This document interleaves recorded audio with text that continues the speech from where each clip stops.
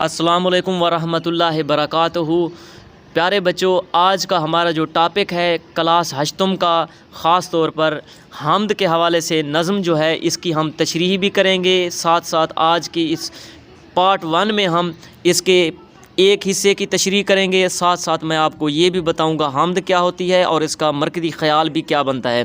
تو چلتے ہیں سب سے پہلے نظم کی حمد کے بارے میں کہ حمد کیا ہوتی ہے۔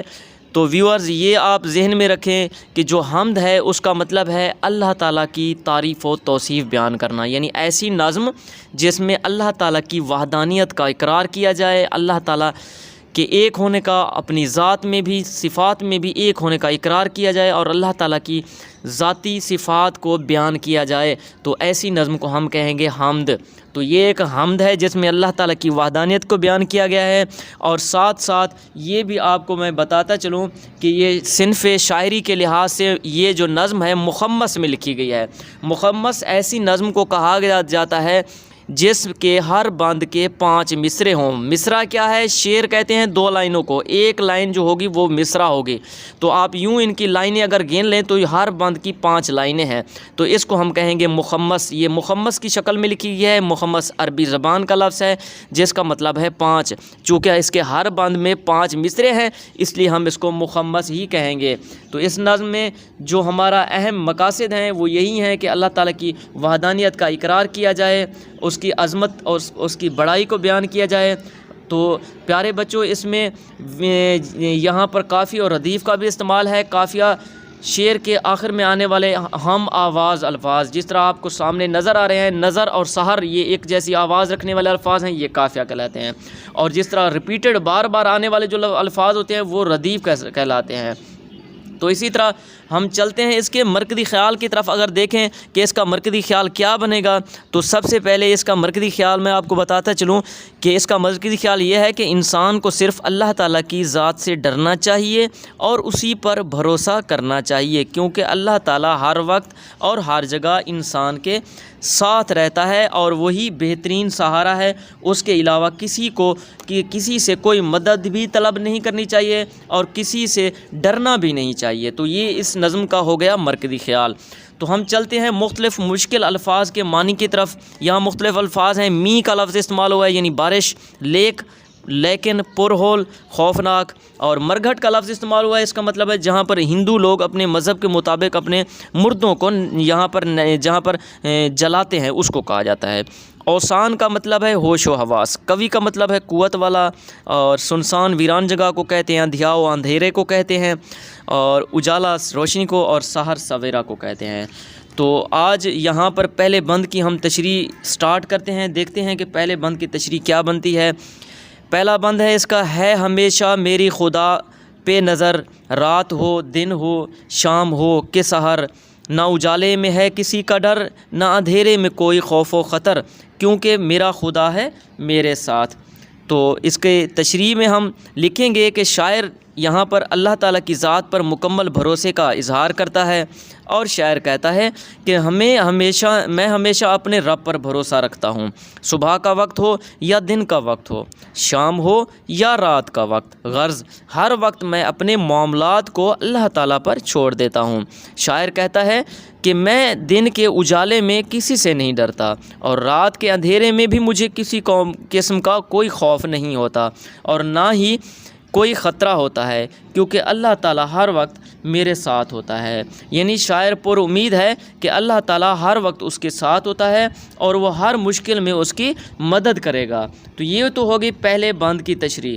تو اب چلتے ہیں دوسرے بند کی طرف۔ تو اس بند کی جو تشریح ہے اس میں شاعر کہتا ہے کہ اللہ تعالیٰ ہر چیز پر قادر ہے، وہ ہر جگہ موجود ہوتا ہے، ہر چیز پر اللہ تعالیٰ کا اختیار ہے۔ جو انسان اللہ پہ بھروسہ نہیں کرتا وہ اندھیروں سے گھبراتا ہے، رات کی تاریکی میں اسے خوف محسوس ہوتا ہے۔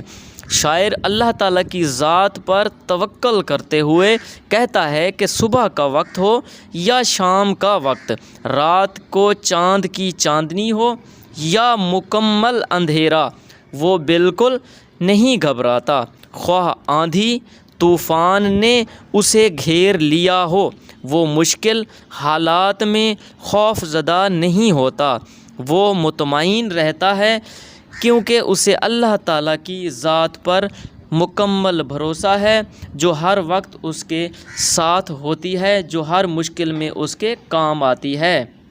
پیارے بچوں، اب چلتے ہیں تیسرے بند کی طرف۔ تیسرا بند ہے: جب کہ طوفان کا ہو سناٹا، سخت اندھیاؤں کا چلے جھونکا، جڑ سے پیڑوں کو دے اکھیڑ ہوا، میرے دل میں نہ خوف ہو اصلا، کیونکہ میرا خدا ہے میرے ساتھ۔ سب سے پہلے اس کے دیکھ لیتے ہیں الفاظ معنی۔ جھونکا کہتے ہیں ہوا کے تھپیڑے کو، اور اندھیاؤں کہتے ہیں آندھی کو، اندھیرے کو۔ اسی طرح مختلف الفاظ استعمال ہوئے ہیں۔ اصلہ کا لفظ استعمال ہوا ہے جس کا مطلب ہے ہرگز یا کسی طرح۔ تو اسی طرح اب اس کی تشریح کی طرف اگر دیکھیں تو ہمیں معلوم ہوگا کہ انسان جسمانی طور پر بڑا کمزور واقع ہے، وہ بڑے بڑے طوفانوں کا مقابلہ نہیں کر سکتا۔ ہوا کی تیزی سے انسان خوف زدہ ہو جاتا ہے، وہ اس سے بچنے کے لیے پناہ گاہ تلاش کرتا ہے، مگر شاعر کی کیفیت اس کے بالکل برعکس ہے۔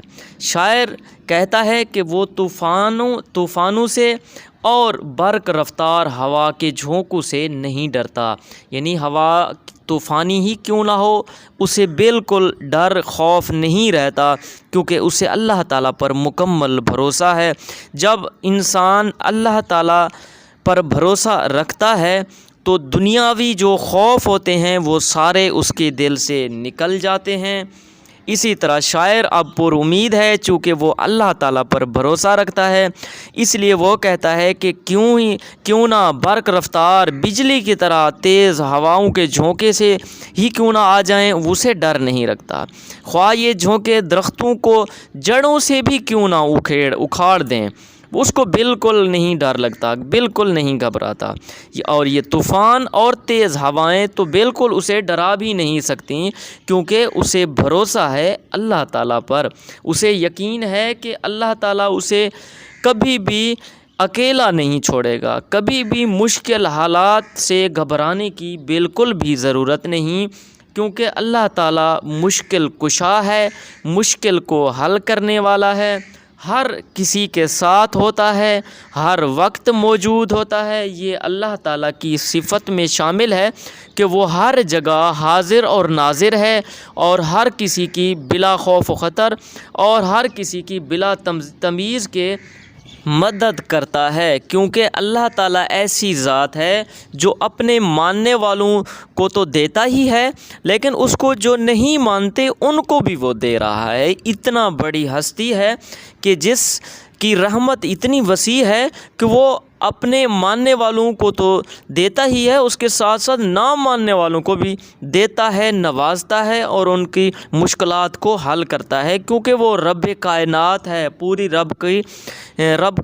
کائنات کا رب ہے، خالق و مالک ہے۔ اسی لیے مشکل میں مدد اللہ تعالیٰ سے مانگنی چاہیے، جو دیتا ہے، ہر وقت انسان کو رزق پہنچاتا ہے اور مشکل کے وقت اس کو مشکلات کے بھنور سے بھی نکالتا ہے۔ اسی لیے اس بند میں ہمیں یہ سمجھانے کی کوشش کی گئی ہے کہ ہمیں اللہ تعالیٰ کی ذات پر مکمل بھروسہ کرنا چاہیے، چاہے جہاں کہیں بھی ہوں، اللہ تعالیٰ سے مدد مانگنی چاہیے اور اسی سے ڈرنا چاہیے۔